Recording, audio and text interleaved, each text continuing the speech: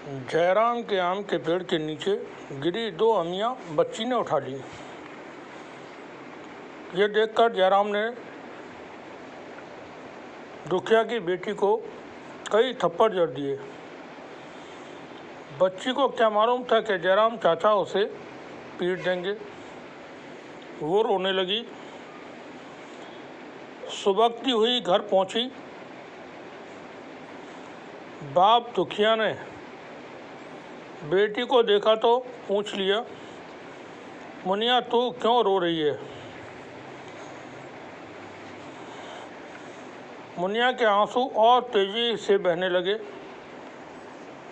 बोली, बापू जयराम बाबा ने मारा है। मैंने उनके आम के पेड़ के नीचे गिरी दो आमी उठा ली थी।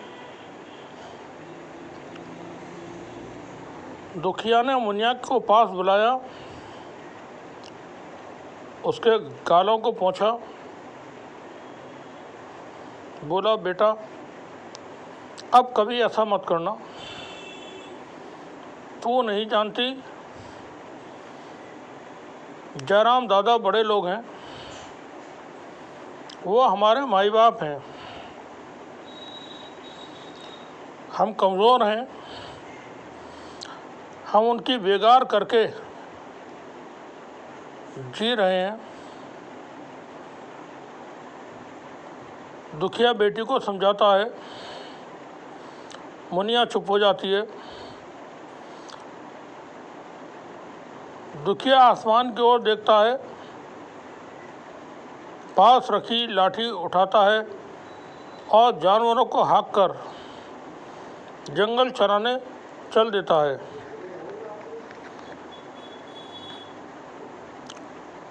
दुखिया ऊसर में जानवरों को चरने के लिए छोड़कर बबूल के पेड़ के नीचे, सिर के नीचे मिट्टी का बड़ा सा डेला लगाकर लेट जाता है।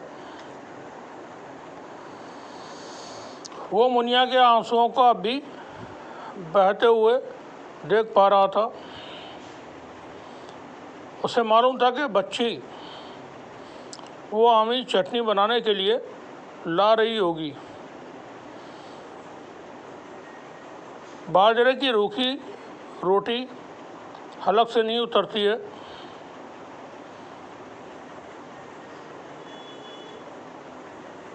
मेरी बेटी को पर क्या पता था।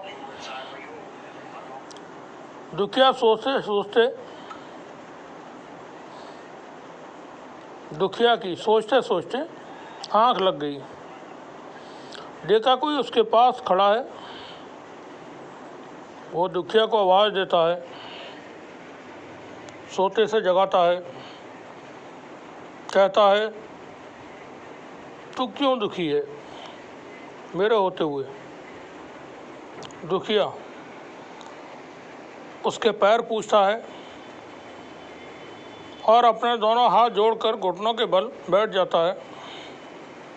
कहता है, भगवान मैं स्वयं के लिए दुखी नहीं हूँ, वो मेरी मुनिया है ना, उसकी वजह से दुखी हूँ। आज उसने सरपंच जी के पेड़ के नीचे गिरी आमी उठा ली थी। मैं ये सोचकर परेशान हूँ, घबराया हुआ हूँ, कहीं सरपंच जी हम गरीबों से गुस्सा न हो जाएं। वो तो हमारे अन्नदाता हैं। दुखिया कहता है, भगवान सरपंच जी बड़े लोग हैं, हम कमज़ोर हैं, गरीब हैं।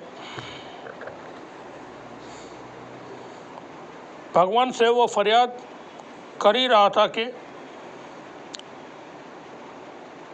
मवेशियों की आहट से जाग गया। दुखिया को अपने कमज़ोर होने का ख्याल हर समय रहता। हम कमज़ोर हैं, सोचने समझने वाला दुखिया कोई अकेला नहीं है। लेकिन दुखिया कमज़ोर भी तो नहीं है। समाज के चक्र ने लोगों को बार बार ये कहकर कि तुम कमज़ोर हो, उन्हें खुद को कमज़ोर कहने समझने पर मजबूर कर दिया है। समाज में जो ताकतवर बने हुए नज़र आते हैं, ये उनका बनाया हुआ जाल है। इस जाल में उन्होंने हज़ारों हजार सालों तक लोगों को बिना दीवारों की खुली जेलों में कैद करके रखा है। तुमने कभी लोगों के नामों को देखा है? कमज़ोर कहे जाने वाले लोगों के नाम रामू, हरिया, राजू, कालू, भूरा, मंगला, सुखिया, गरीबदास होते हैं। और उनकी महिलाओं के नाम चमेला, चंपा, गुलाबो, जमुना, कलावती, फूलवती। जबकि दूसरी ओर जितेंद्र सिंह, अर्जुन सिंह, प्रताप सिंह, राजवीर सिंह, दुर्गा देवी, लक्ष्मी देवी, पद्मावती, शिवराम शर्मा, मानिक चंद शर्मा, राघवेंद्र कुमार सिंह,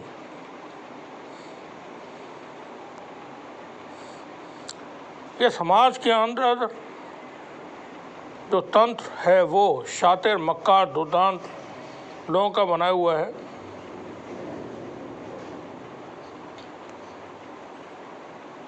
कमज़ोर है इसलिए दुखिया को भयानक से भयानक दुखों का सामना करना होगा। यह उसके भाग में लिखा है। ये लाइन मैं दोबारा से रिपीट करता हूँ। दुखिया को भयानक से भयानक दुखों का सामना करना होगा, यह उसके भाग में लिखा है। यह ईश्वर का आदेश है और दुखिया मरते मरते समय तक खुद को कमज़ोर ही समझता रहेगा। देखो सुनो, अब इसका अंत होना चाहिए। दुखिया कमज़ोर नहीं है, वो सबसे ताकतवर है। वो मेहनत करके कमाता है। उसे गरीब तो तुम्हारी शातिर चालों ने बनाया हुआ है। तुम देखते नहीं, ये जो विधायक, सांसद, मंत्री, मुख्यमंत्री, प्रधानमंत्री, अधिकारी, जज साहिबान सभी तो दुखिया की कमाई पर जीते हैं। गरीब दुखिया के टैक्स से मान्यवर के आगे पीछे गनर दौड़ते नजर आते हैं। सुनो, कमज़ोर हैं वो जो दुखिया के पैसों से धंधे चलाते हैं और लाखों करोड़ों हजम कर विदेश भाग जाते हैं। क्या करते हैं ये जो धनवान ताकतवर हैं? ये सत्ता में बैठे अपने चाकरों की मेहरबानी से लूट मार करते हैं। ये हैं कमज़ोर जो टैक्स नहीं देते। ये हैं चोर जो बैंकों से लिया जनता का पैसा टपील जाते हैं और डकार तक नहीं लेते। क्या तुमने दुखिया को कभी देश छोड़कर भागते देखा है? दुखिया असल में अपने दुखों से या किसी दैवीय शक्ति के नाराज हो जाने से परेशान नहीं। वो तो तुम हो जो उसे कमज़ोर बनाकर रखे हुए हो, और वो भी अभी तक यही समझता है कि अभागा कमज़ोर है। दुखिया जब तक खुद को कमज़ोर समझता रहेगा, मोनिया को जयराम के हाथों पिटना पड़ेगा। आप सभी का बहुत बहुत शुक्रिया।